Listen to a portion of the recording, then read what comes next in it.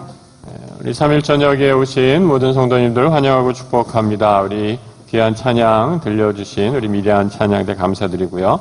이 대림절 절기에 우리 그 크리스마스 캐롤만큼 좋은 아름다운 예수님 아기 탄생의 찬양만큼 멋진 곡이 없는 것 같아요. 또 이 밤에 또 귀한 첼로 반주가 함께여서 얼마나 아름다웠는지 모릅니다. 귀한 찬양 들려주셔서 감사하고요. 오늘은 사사기 8장 이제 기도원 네 번째 시간 되도록 되겠습니다. 다시 우상을 세우다라는 제목으로 함께 말씀을 나누고 사사들의 믿음을 따라서 우리 사사기 강해는 9번째 시간 은혜의 말씀 나누도록 하겠습니다. 오늘 기도원이 이제 승리를 하고 나서 이스라엘 사람들이 기도원에게 나왔다라고 이렇게 말하고 있습니다. 여러분, 이스라엘이 이 당시는 나라로 세워진 게 아니라 느슨한 이제 부족 연맹체였다라고 이렇게 생각하시면 될 것 같아요. 무슨 말이냐? 이스라엘이 12지파들, 그러니까 이스라엘 그 야곱의 12아들들이 다 하나의 부족장들 역할을 하면서 그 12형제가 이제 여호수아의 인도를 받아서 가나안 땅에 들어가게 되죠. 그래서 가나안 땅에 들어가게 되면 이스라엘 이 각 그 지파들이 그 시족이라고 얘기할 수 있죠. 각 가문들이 여호수아의 분배에 따라서 하나님께서 다 지정을 해주시죠. 그래서 그 땅을 분배받게 됩니다. 제가 사진을 하나 준비해 왔는데 한번 보시죠. 그 당시에 이스라엘의 12지파의 사진이 잘 보이시나 모르겠어요. 사진이 약간 좀 찌그러졌는데 오늘 본문에서 나오는 이스라엘 지파다, 이스라엘 사람들이 기드온에게 나왔다라고 얘기하면 여러분, 우리 기드온이 지금 어느 지파라고 그랬죠? 다 잊어버리셨죠? 예, 기드온이 므낫세 지파입니다. 므낫세가 어디 있냐면 여기 있어요. 므낫세는 특별히 땅이 많아서 이 이 요단강을 중심으로 해서 이 므낫세 동편과 므낫세 서편, 요단강 서편을 반반씩 나눴는데 오늘 기드온에게 나왔다 했을 때는 이 므낫세 지파, 아셀 지파, 납달리, 스불론, 이사갈 등 요 이스라엘 북부 동맹에 있는 이스라엘 북부 동맹의 그 지파들이 기드온에게 나와서 너희가 기드온이 우리의 왕이 되어 달라라고 이렇게 요구하는 것으로 이해할 수 있습니다. 왜냐하면 이쪽 지역, 바로 이 이스라엘 북부 지역이 바로 그 이방 민족이었던 어디였죠? 그 이방 민족에게 지금 계속해서 침략을 당하고 고난을 당했기 때문에 이 지역의 사람들이 이제 기드온이 승리를 했기 때문에 미디안을 물리쳤기 때문에 너희가 기드온이 당신이 우리의 왕이 되어 달라라고 이렇게 요청을 했다라는 겁니다. 그런데 여러분, 이런 이 이스라엘 백성, 그러니까 엄밀하게 얘기하면 말씀드린 것처럼 이스라엘 북부 지파 동맹의 사람들이 와서 요청한 이 요구에 대해서 기드온이 뭐라고 얘기하는가? 오늘 23절에 이렇게 시작하고 있습니다. 한번 23절을 같이 한번 읽어보죠.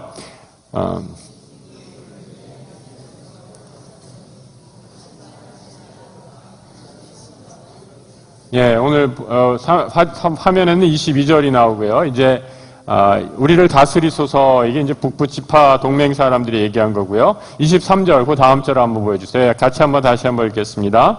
나도 너희를 다스리지 않고 나의 아들도 아니고 여호와께서 너희를 다스리시라.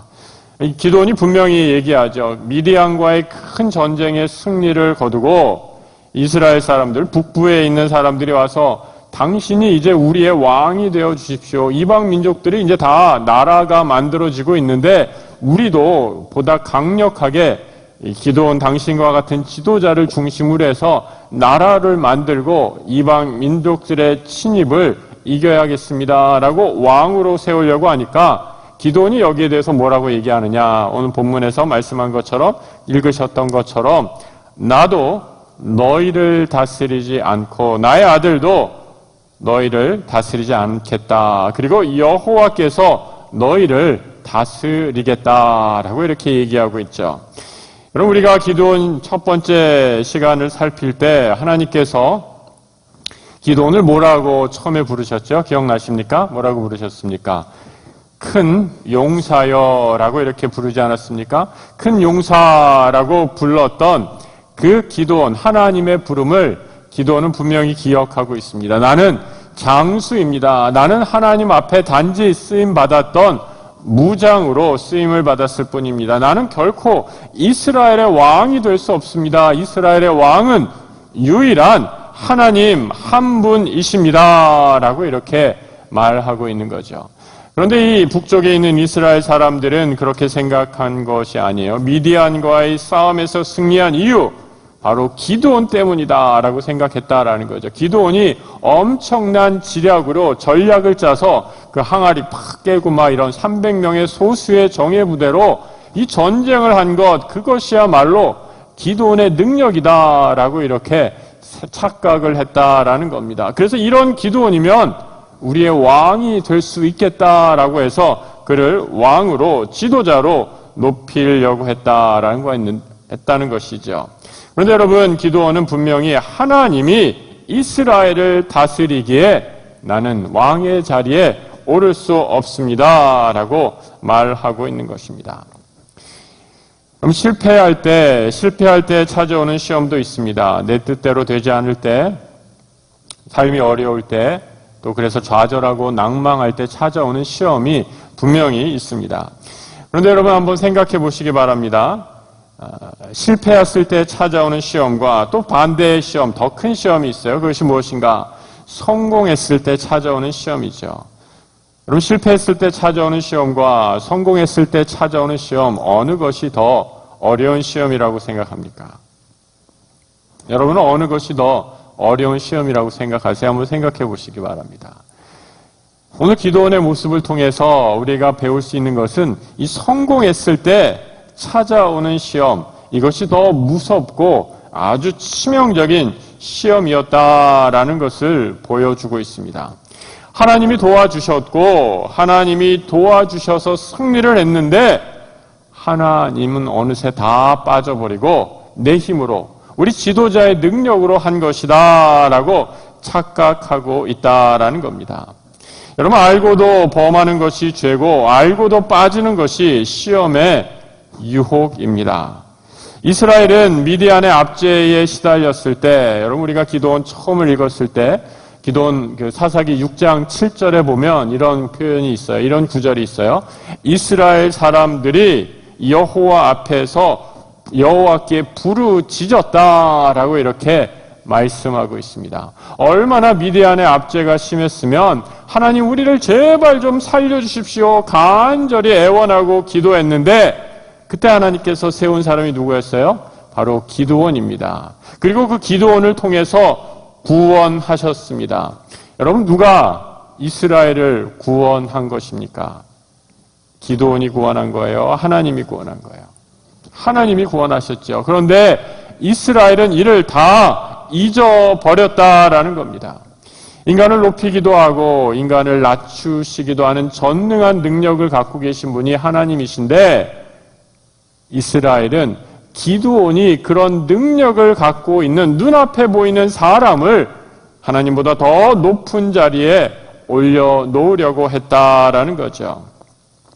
사무엘상 2장 7절에 이렇게 말씀하세요. 여호와는 가난하게도 하시고 부하게도 하시며 낮추기도 하시고 높이기도 하시는도다.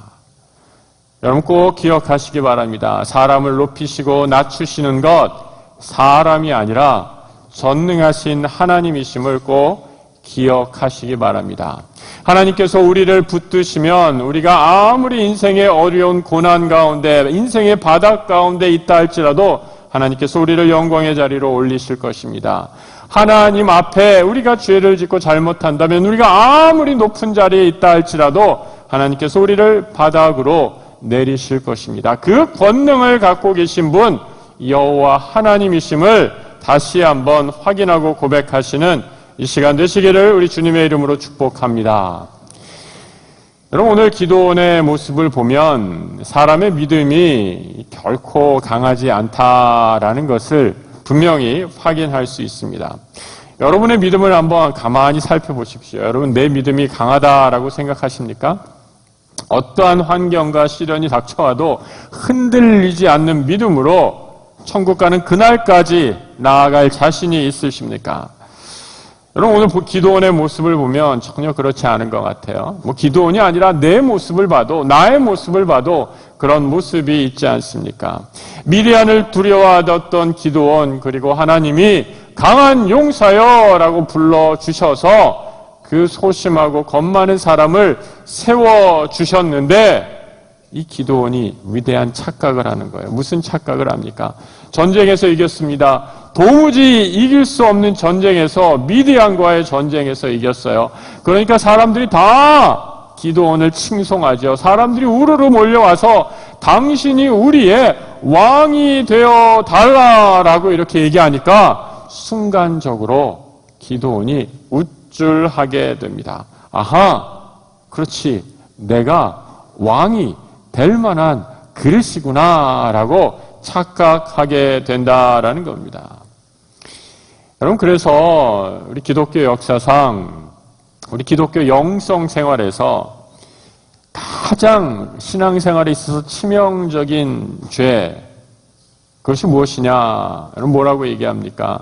바로 교만이다라고 이렇게 얘기합니다. 여러분, 그래서 교만이라는 죄는 신앙생활의 독과 같다라고 이렇게 말씀드릴 수 있어요.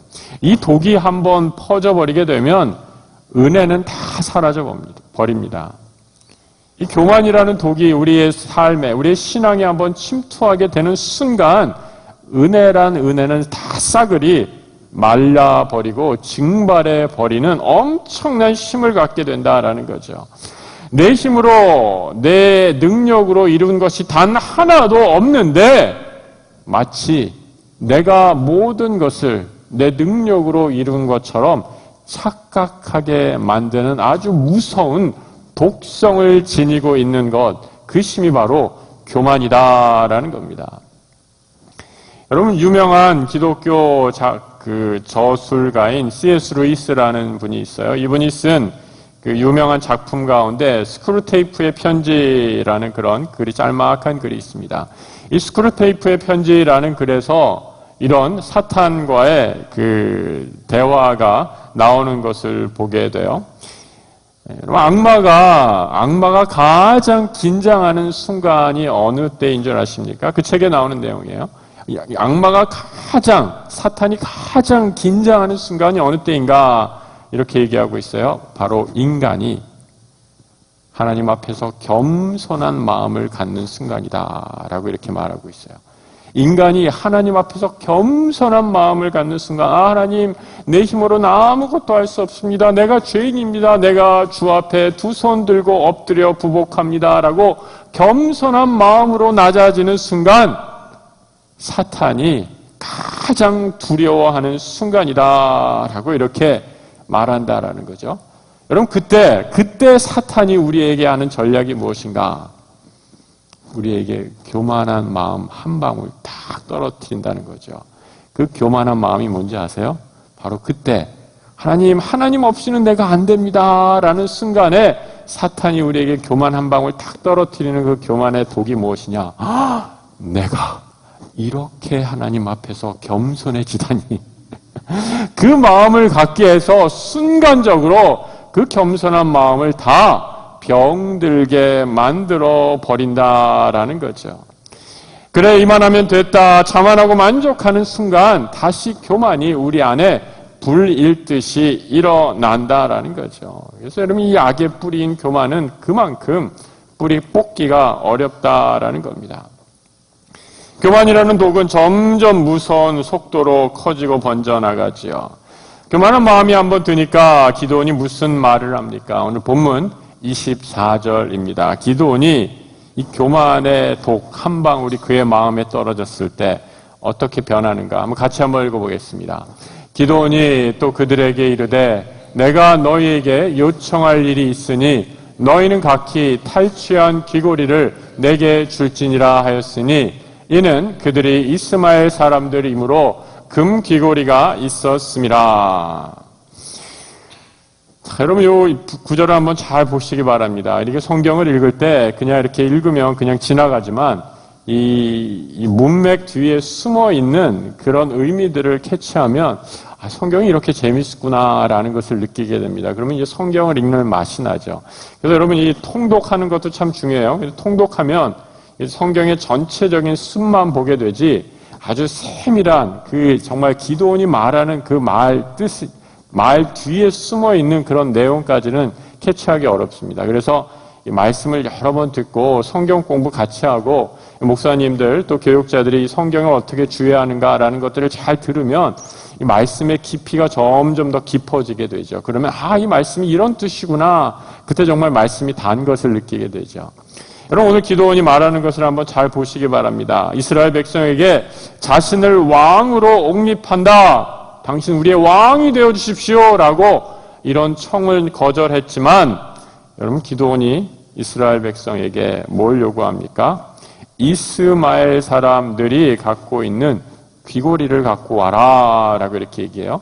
갑자기 왜 이스마엘이 나오느냐?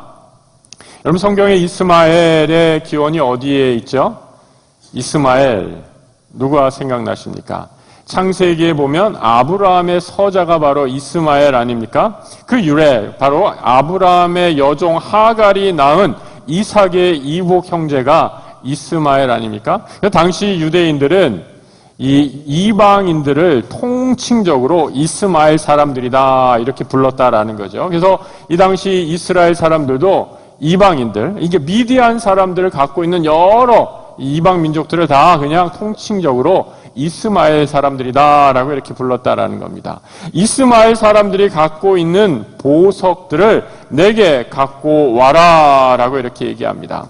특별히 귀고리를 요구했다라고 이렇게 얘기하죠. 귀고리, 이 히브리 말로 네셈이라고 해서 그럼 귀고리 좋아하시는 분 계십니까? 이 귀고리 좋아하면 이거 막 여러 개 뚫더라고요. 예. 그 귀고리가 이게 사실 굉장히 역사가 아주 오래된 장신구 중에 하나이죠. 이 귀고리, 네셈이라는 말인데 이 귀고리는 모든 보석류를 통칭적으로 하는 말이죠. 그 당시 이 귀고리를 하고 있었다라는 것은 아주 귀족, 왕족을 상징하는 그런 말입니다. 나에게 이 귀고리를 좀 바치라라고 얘기하니까 이스라엘 사람들이 아주 즐거이 자신의 귀고리 다 빼서 보석들을 다 기드온에게 바쳤다라는 거예요. 여러분 어떻게 했어요? 당연히 저라도 바쳤을 것 같아요. 미디안의 손에서 구해준 사람 누구입니까? 기드온 아닙니까? 미디안이 우리를 괴롭힌 걸 생각하면 그야말로 죽느냐 사느냐의 문제였는데 우리가 죽느냐 사느냐의 문제에서 우리의 목숨을 구해준 사람이 여러분 내 목숨 구해준 사람 앞에 그깟 보물, 패물이 중요하겠습니까? 기드온이 내놓으라 하니까 기쁜 마음으로 즐거운 마음으로 자신들이 가지고 있는 금을 바쳤다. 기드온에게 바쳤다라고 이렇게 얘기합니다. 그 모든 보석류를 다 모아보니까 금 1700세겔이나 되었다라고 이렇게 얘기를 하고 있어요. 금 1700세겔이 감이 안 오시죠? 제가 이거 환산을 해봤습니다. 이 세겔이라는 단어를 오늘날로 해보니까 금 약 20kg 정도 된다고요. 20kg. 20kg라고 하니까 우리 어른들은 돈으로 해야지 아시잖아요. 20kg는 몇 돈이냐? 한 5,100돈 정도 돼요.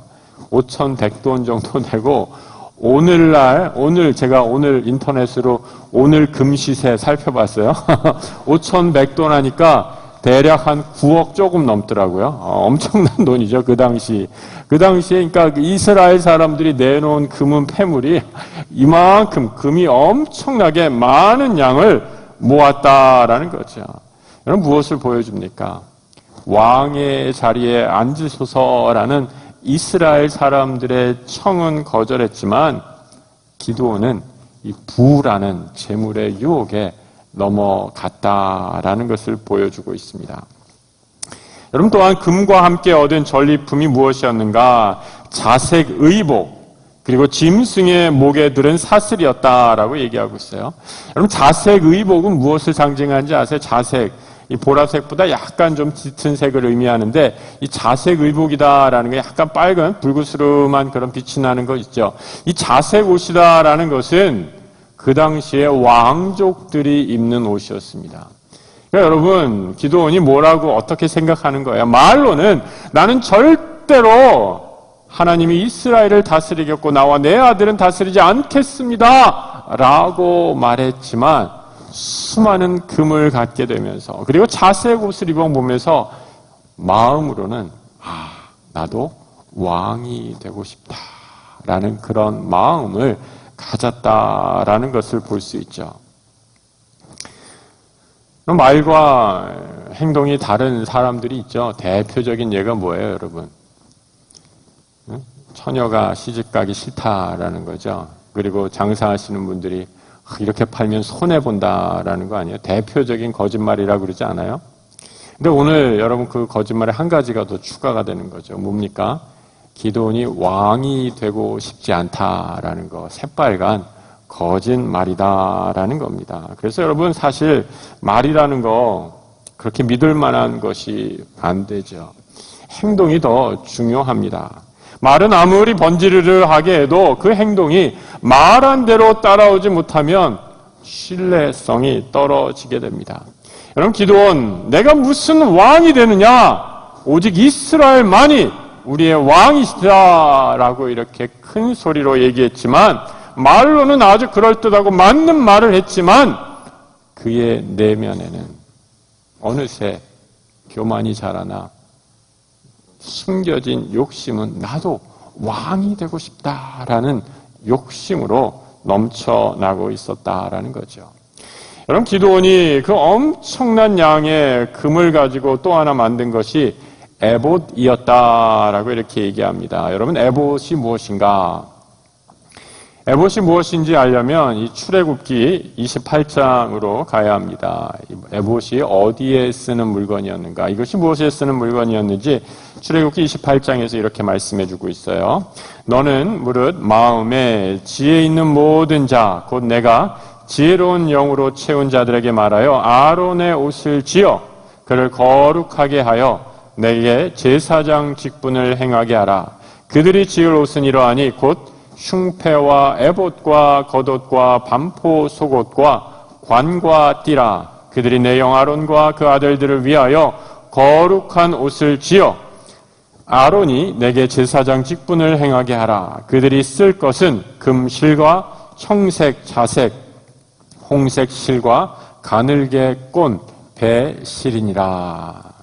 여러분, 여기서 에봇이라는 게 나오죠. 그것이 어떻게 생겼는지 모르지만 그래서 추측할 뿐이지만 그 색, 아주 귀한 거룩한 그 당시에서 사용할 수 있는 가장 좋은 실로 천으로 하나님의 종 제사장, 아론의 제사장들, 그 제사장들을 위해 입는 거룩한 옷이 바로 에봇이었다라는 겁니다.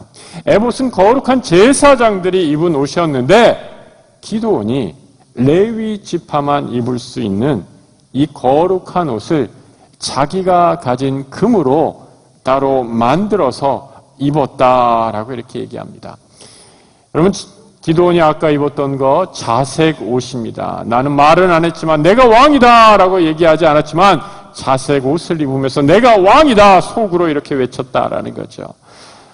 에봇이라는 옷을 만들고 입으면서 내가 제사장이다 말은 안 했지만 내가 하나님의 가장 거룩함, 택함을 받은 제사장이다 라고 자신을 과시하고 있는 거죠. 여러분, 이곳에 기드온이 살고 있는 곳이 어디였는가? 이 실로라는 장소였습니다.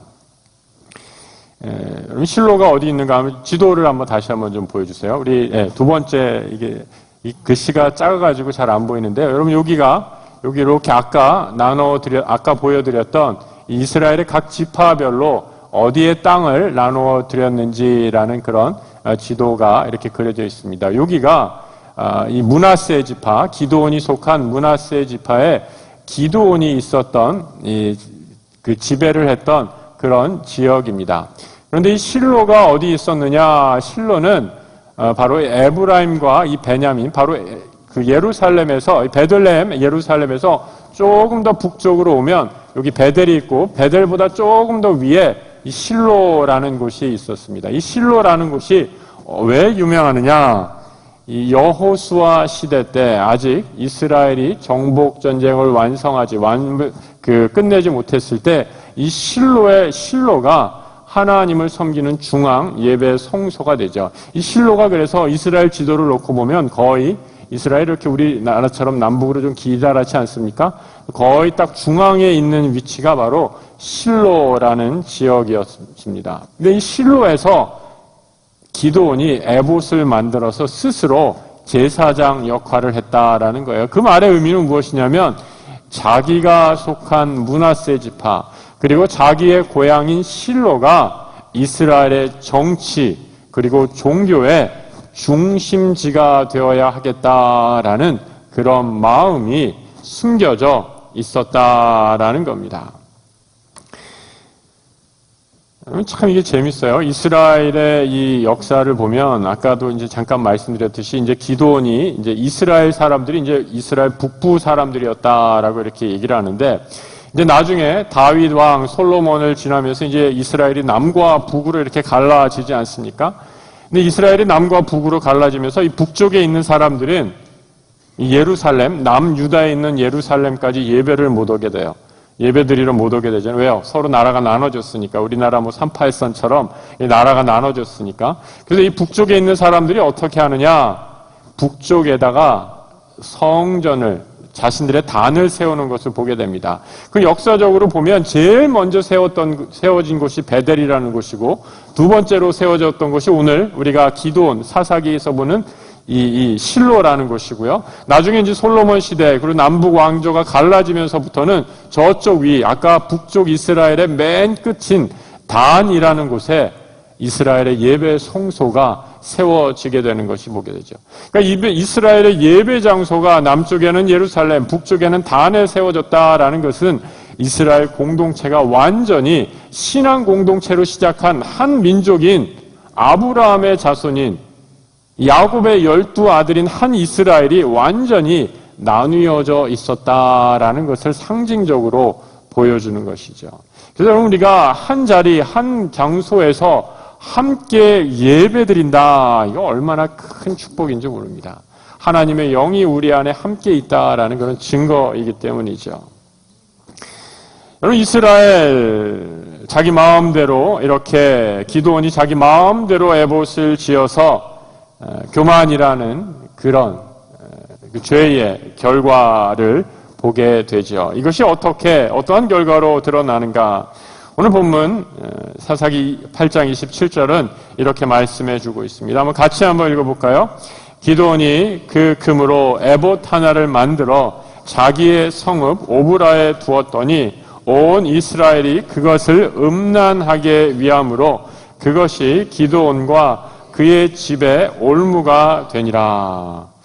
여러분 우리 성경에 참 이게 굉장히 무거운 단어가 쓰이는 것을 보게 돼요. 에봇 하나를 만들었는데 그리고 그것을 자기의 고향, 자기의 성읍 오브라라는 이 므낫세 땅에 있는 오브라라는 곳에 두었는데 온 이스라엘 사람들이 기드온이 세운 이 에봇 때문에 음란하게 되었다라고 이렇게 얘기합니다. 그것을 음란하게 위했다라고 이렇게 얘기합니다. 여러분 여기서 음란이라는 말에 쓰인 동사는 정확한 의미는 창기질하다라는 그런 뜻입니다. 그럼 창녀가 몸을 파는 그런 짓을 한 것과 똑같은 단어가 음란이라는 단어의 뜻입니다. 영적으로 이스라엘이 기드온이 자기 손으로 만든 에봇을 갖다 놓고 그것을 섬기기 시작하면서 이 북쪽 이스라엘 사람들은 영적인 간음을 하게 되었다라는 말입니다. 하나님의 거룩이 사라지고 하나님의 영이 사라지게 되었다라는 뜻입니다. 그 자리에 하나님이 계셨겠습니까? 없었겠습니까? 하나님의 영이 떠나버리고 말았지요. 그리고 그 일로 인해 기드온과 그의 집에 올무가 되었다라고 이렇게 얘기합니다. 여러분 올무, 사냥할 때 쓰이는 덫을 올무라고 얘기하지 않습니까? 이 에봇 하나 때문에 그가 기드온뿐만 아니라 온 이스라엘이 하나님 앞에 바로 서지 못하고 영적으로 쓰러지고 넘어지는 죄악의 길로 걸어가는 덫이 되고 말았다라는 거죠. 여러분, 얼마나 역설적인 상황 아닙니까? 기드온이 만든 건 무엇입니까? 에봇입니다. 하나님을 더 잘 섬기겠다고 자기 손으로 엄청난 금을 가지고 얼마나 화려하게 만들었겠습니까? 아마 그 당시 이스라엘에서 전무후무한 가장 화려한 제사장의 옷을 만들었을 것입니다. 그 훌륭한 옷, 하나님을 더 잘 예배하겠다라고 섬기는 그 에봇을 만들어 놓았는데, 그리고 하나님을 더 잘 섬기겠다라고 했는데, 정작 그것 때문에 하나님의 영은 떠나버리고 이스라엘 온 백성은 그 에봇으로 인해 올무가 되어서 하나님과 점점 더 멀어지게 되었다라고 이렇게 말씀하고 있는 것이죠. 여러분, 이때부터 이스라엘은 점점 하나님의 성, 예루살렘 성, 시온 성, 하나님의 올바른 영광이 깃든 성으로부터 멀어지게 되죠.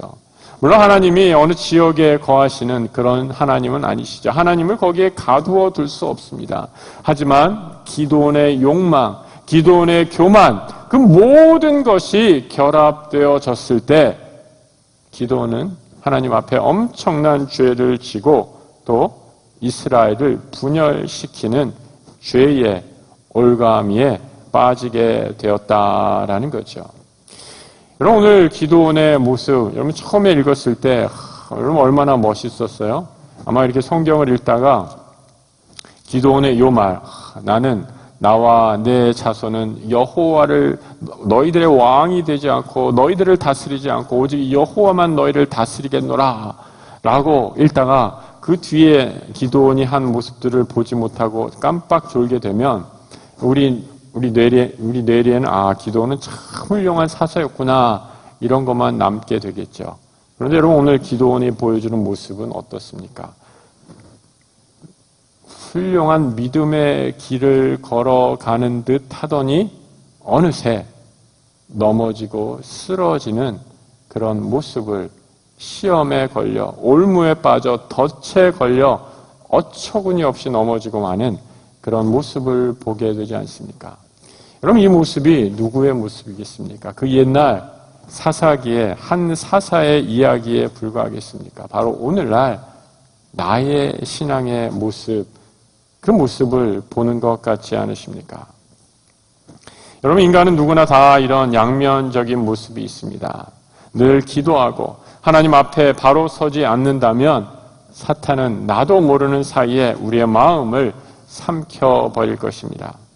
그래서 바울이 고린도전서 10장에서 이렇게 말하죠. 그런즉 선줄로 생각하는 자는 넘어질까 조심하라. 전쟁에서 승리했습니다. 온 백성이 네가 왕이 돼서 우리를 다스리라 얘기합니다. 그리고 백성들이 즐거이 기드온이시여 우리의 금을 받으소서 자발적으로 온갖 재물을 그 앞에 들고 옵니다. 승리의 돛이 되어서 만든 것, 자색 옷을 입고 에봇을 만들고 하나님을 예배하기 위해 화려한 옷을 지어 있습니다. 그런데 여러분, 그 화려한 옷, 거룩한 옷은 하나님의 영이 떠나버린 껍데기에 불과했다라는 거죠. 하나님의 거룩이 떠난 옷은 아무리 화려할지라도 이스라엘을 영적 간음으로 이끄는 올무요, 덫이 되었던 것이죠. 그럼 우리가 어떻게 신앙생활하다가 이 교만이라는 독을 이길 수 있을까? 내 마음에 정말 가만히 있어도 스멀스멀 올라오는 이 교만의 마음, 인정받고 싶은 욕구, 사람들에게 또 하나님에게조차도 인정받고 싶어하는 이 욕망들을 어떻게 다스릴 수 있을까? 우리 장로교 신학의 창시자인 존 칼빈은 기독교 강요에서 이렇게 얘기합니다. 인간이 하나님의 피조물이고 하나님의 은혜 없이는 심판을 면할 수 없는 존재임을 날마다, 아니 단 한순간이라도 잊고서는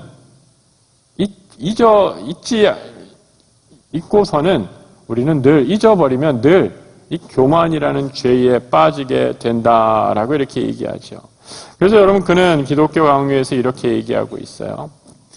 세상에 아무리 완전한 것처럼 보이는 것들, 이 세상에 아무리 화려한 것들, 세상에서 보이는 재물, 영광, 세상의 모든 우리 눈에 보이는 영광의 것들이 너무나 화려하게 보인다 할지라도 하나님의 순결하심, 하나님의 거룩한 빛에 비추어 본다면 그 세상의 영광스러운 것들이 다 거짓임이 드러나는 것을 깨달을 때야만 우리는 세상에 한눈 팔지 않고 교만에 빠지지 않고 하나님 앞에 설 수 있다라고 이렇게 말하고 있습니다. 무슨 말인가요? 내 참모습을 하나님 앞에서 얼마나 내가 바로 깨닫고 있는가, 이것이 우리가 믿음의 길을 걸어가느냐 못 가느냐의 관건이라는 겁니다. 내 영혼의 모습이 하나님을 떠나 있을 때 아무리 화려한 거룩한 옷을 입고 치장을 한다 해도 하나님의 영이, 하나님의 은혜가 떠나 있을 때 여러분, 그 화려함은 비참한 내 영혼의 모습을 가려주는 껍데기에 불과하다라는 것을 깨달아야 한다라는 거죠. 매일매일 묵상을 통해 여러분, 내 영혼의 모습, 진리의 모습, 내 모습을 진리의 말씀으로 비춰보셔야 합니다. 하나님 없이는 내가 단 한순간도 바로 설 수 없는 죄인임을 우리는 깊이 깨달아야 합니다. 그 말씀의 진리에 내 내면을 늘 조명해서 하나님의 이 은혜 없이는, 말씀의 은혜 없이는 바로 설 수 없습니다. 우리 하나님이 나를 높이시기도 하시고 낮추시기도 하는 권능의 하나님임을 고백하고 내가 세운 나만의 에봇, 그 우상을 세우는 것이 아니라 하나님만을 섬기기로 결단하고 나아가는 이 밤이 되시기를 우리 주님의 이름으로 축복합니다. 우리 함께 기도하도록 하겠습니다.